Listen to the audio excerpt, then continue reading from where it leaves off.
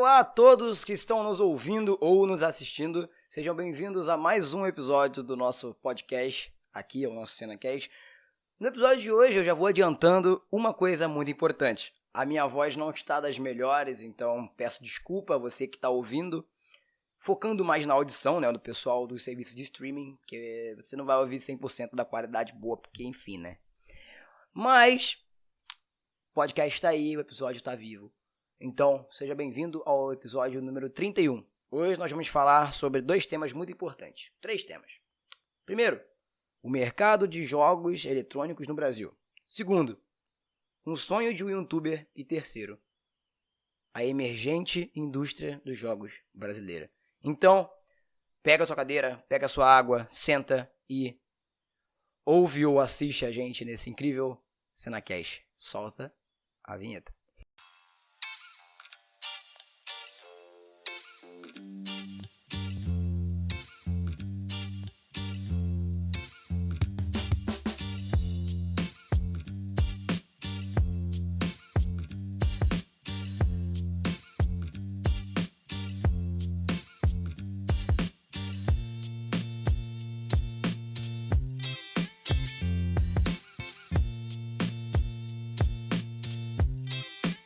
Não sei se você aí que está nos contemplando com a sua audiência está na internet prestando atenção nos temas eletrônicos do Brasil.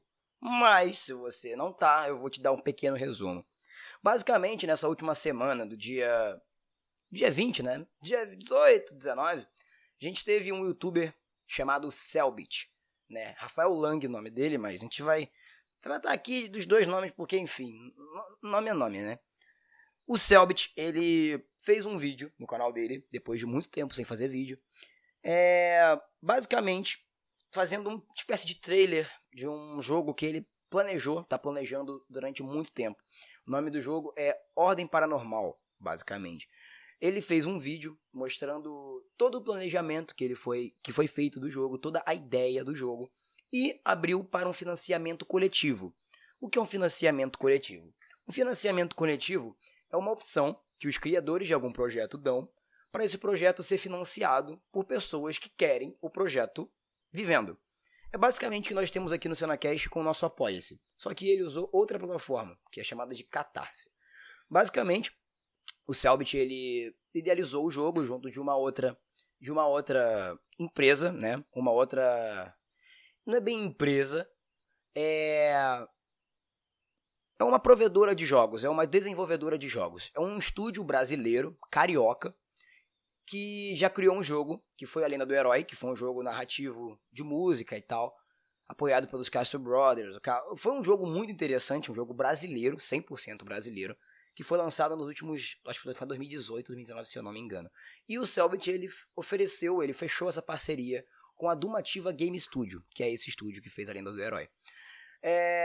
Para poder começar o projeto, para poder fazer o projeto base, no caso, o jogo do jeito que ele imaginou, né, no seu mínimo, ele precisava de R$500 mil, que era para poder arcar com todos os custos de animação, de dublagem, de trilha sonora, de programação, de licença para poder colocar ele na Steam, que é uma plataforma onde você compra o jogo online. Enfim, tudo isso ele colocou a meta de R$500 mil. Ele conseguiu R$600 mil em 6 horas.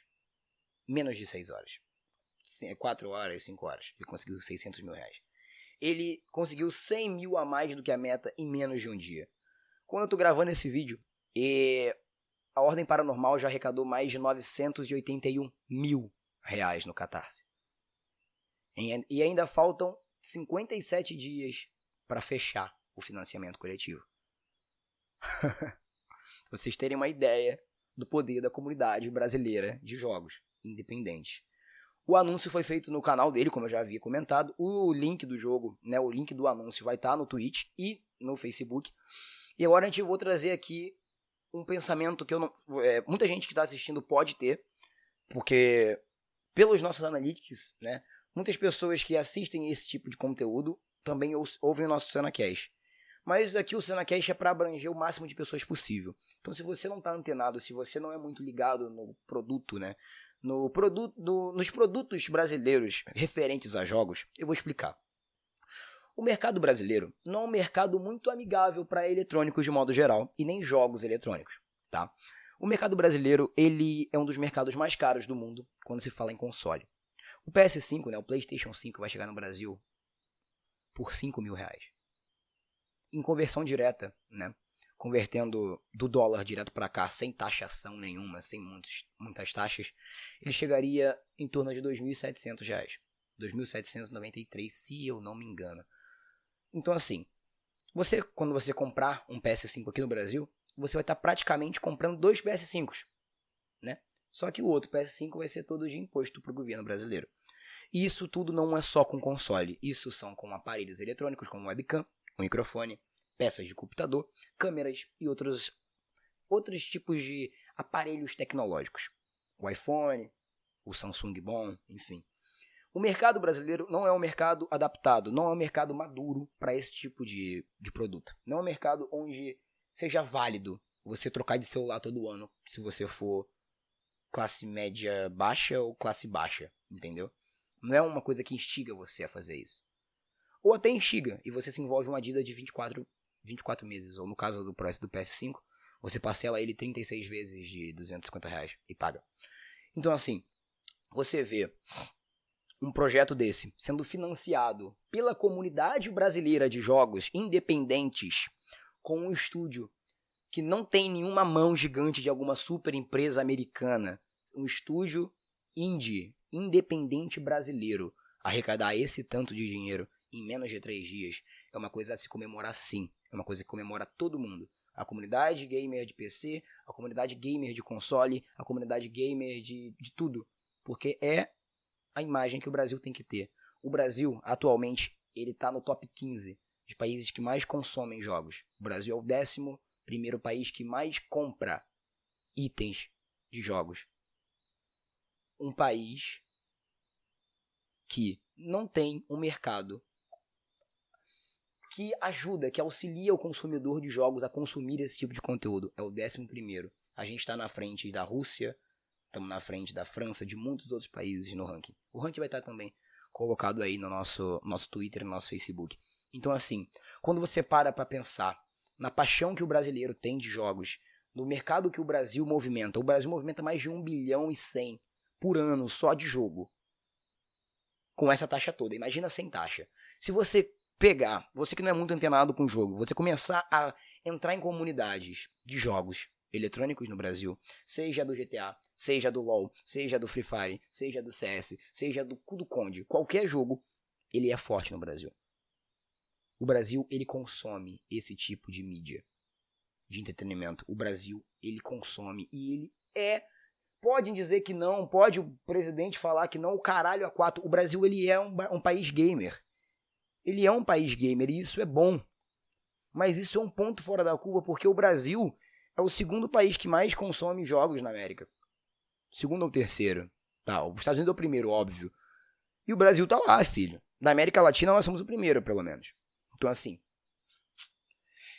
é um mercado que, se fosse bem catalogado, fosse bem adaptado, de jogos eletrônicos, de jogos e de eletrônicos de modo geral, a gente estaria movimentando muito dinheiro.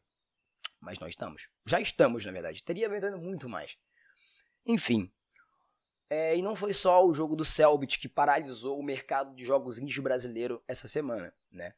Já teve muitos outros jogos indies aparecendo no Brasil aqui. Tivemos aqui o GTA brasileiro, que eu vou até conferir o nome, que ele estava em financiamento coletivo há muito tempo. O jogo é chamado 171, né? Que 171 é aquela referência ao Código Criminal, não sei o que. Ele tá em desenvolvimento há um tempão. É um jogo muito grande. Que tava na beta, se eu não me engano. E ele tem a ideia de ser lançado para PS4. Mas eu não sei como é que vai ficar, porque meio que acabou um pouco as notícias desse jogo. Mas é um jogo incrível. É um jogo incrível que é baseado no GTA. Só que no Brasil. Entendeu? Então, assim, o brasileiro, ele mesmo com tanta dificuldade, ele continua indo atrás. Porque o Brasil é um país que tem muita gente capaz de fazer muita coisa. Mas infelizmente nós não temos as grandes empresas de jogos contratando brasileiros, olhando pra cá e vendo roteiros incríveis, como é o jogo do Cellbit, como é o 171, como são outros jogos, como o Fobia, que também, graças à ajuda do Cellbit e a ajuda de muitas outras pessoas, conseguiu o seu financiamento. O Fobia, que é um outro jogo independente brasileiro, precisava de apenas 50 mil reais para poder financiar.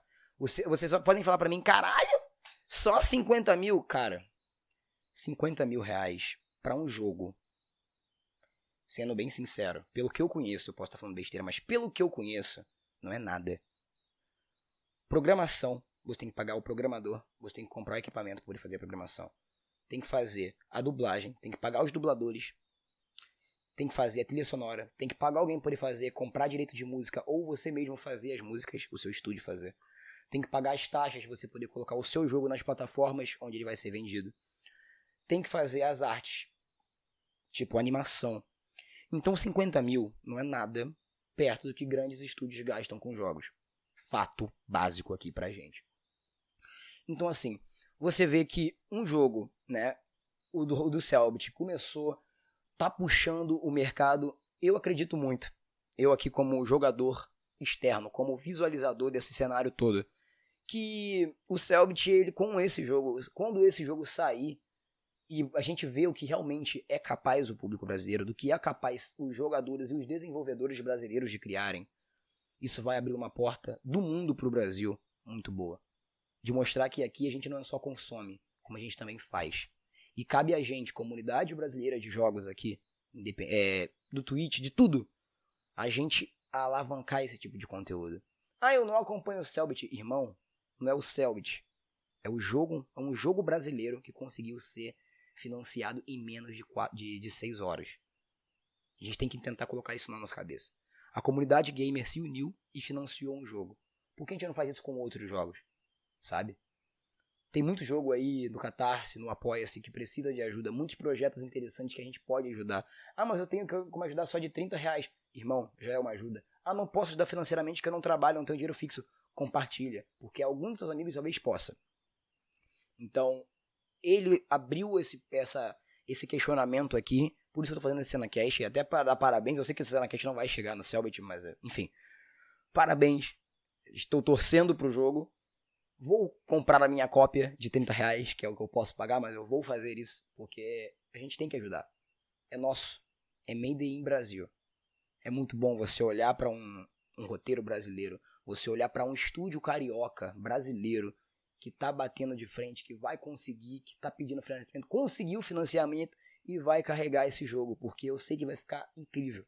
Pelo trailer que foi mostrado, pelo anúncio que o Cellbit fez, já me deixou animado. Imagina eu realmente jogando esse jogo no meu canal de live ou fazendo algum vídeo pro meu canal do YouTube. Vai ser incrível. E vai dar um gostinho muito maior, eu posso ter certeza, em olhar pra lá e ver, porra, é um jogo brasileiro, feito por um brasileiro em solo nacional. A dublagem, ela não foi dublagem, é a voz original do jogo, saca? Isso dá um orgulho do caramba. Então assim, vai dar tudo certo, já deu, na verdade. Estão quase chegando a 1 milhão já de arrecadamento. Eu tenho certeza que a indústria brasileira vai ser vista com outros olhos. Tanto pelos próprios brasileiros, pelos próprios gamers brasileiros, quanto pela indústria de outros países. Se a gente conseguiu com a Ordem Paranormal, a gente vai conseguir com outros jogos. Então, é só a gente continuar com essa união que a gente formou para ajudar o Cellbit e ajudar outros jogos também. E eu não duvido nada que, com o resultado do jogo, que vai ser lançado em mais ou menos em 2022, lá pro final de 2021, 2022, a gente vai ver muitos outros jogos surgindo por aí. Então, só basta a gente esperar. Muito obrigado a você que ouviu esse episódio. Vai ser um episódio mais curto, até por causa da minha voz, mas a gente vai aumentar a frequência de CenaCasts por aqui. Então, aconselho você a seguir a gente nas nossas redes sociais, @cenapodcast em todas elas. Seguir a gente no Spotify e se inscrever no nosso canal do YouTube, youtube.com/cenacast. E se você quiser financiar algum projeto além de um jogo indie, você pode estar financiando o CenaCast também. É só você entrar no site apoia.se/cenacast e nos ajudar com R$3 mensais. Acredite, de 3 em 3 reais uma conta é paga. Muito obrigado pela sua companhia pela sua audiência e até o próximo episódio.